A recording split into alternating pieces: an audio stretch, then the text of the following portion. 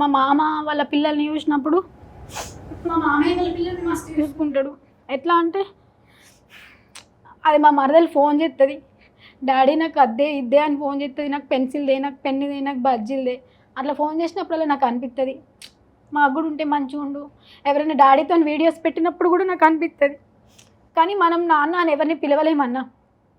అమ్మ అని అమ్మ ఎవరినైనా పిలవచ్చు, కానీ నాన్న అని బాపు అని మనం వేరే వాళ్ళని పిలవలేము, అసలు అనలేము, మన నోట్ల నుంచి రాదన్నమాట.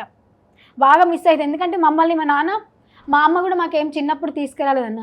నాన్ననే చెప్పులు, బట్టలు, చివరికి ఇంట్లో మాకు కట్టెల పొయ్యి అన్నప్పుడు ఆ కట్టెల పొయ్యిలకు కావాల్సిన కట్టెలు అన్నీ నాన్ననే తీసుకొచ్చేది. నాన్న డ్రైవర్, సో తిరుపతి ట్రిప్పులు కొడతాడు. సో అప్పుడు పోయి వచ్చేటప్పుడు ఎక్కడ ఏ డ్రెస్ కనిపించినా మాకు తీసుకొచ్చేది.